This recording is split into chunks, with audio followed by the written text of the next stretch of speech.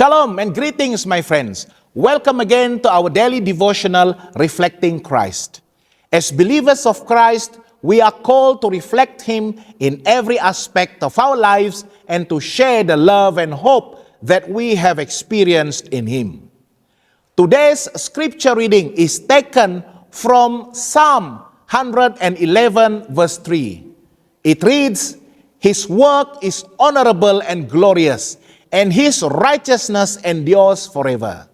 My friends, one ray of the glory of God, one gleam of the purity of Christ penetrating the soul makes every spot of defilement painfully distinct and lays bare the deformity and defects of the human character.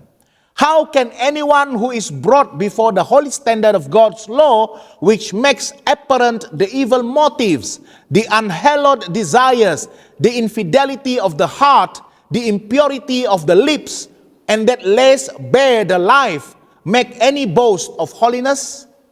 His acts of disloyalty in making void the law of God are exposed to his sight, and his spirit is stricken and afflicted under the searching influences of the Spirit of God.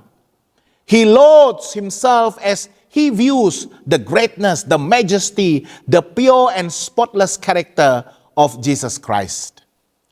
When the Spirit of Christ stirs the heart with its marvelous awakening power, there is a sense of deficiency in the soul that leads to contrition of mind and humiliation of self, rather than to proud boasting of what has been acquired. When Daniel beheld the glory and majesty surrounding the heavenly messenger that was sent unto him, he exclaimed, as he described the wonderful scene, "Therefore I was left alone and saw this great vision, and there remained no strength in me.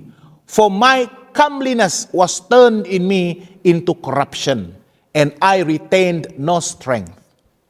The soul that is thus touched will never wrap itself about with self-righteousness or a pretentious garb of holiness, but will hate its selfishness, abhor its self-love, and will seek through Christ's righteousness for that purity of heart which is in harmony with the law of God and the character of Christ. He will then reflect the character of Christ, the hope of glory.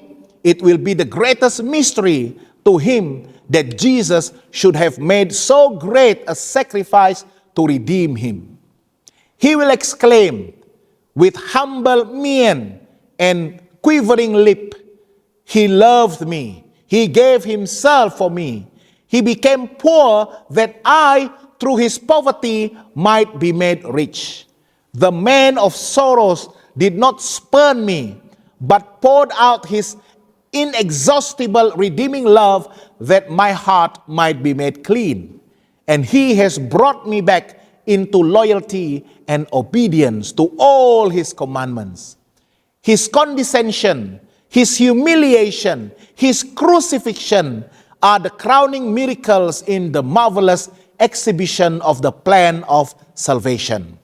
All this he has done to make it possible to impart to me his own righteousness, that I may keep the law I have transgressed. For this I adore him. I will proclaim him to all sinners. So my friends, I am inviting you to come to Christ and experience a life-changing encounter with him. Therefore, we can all serve to reflect Christ in our daily lives.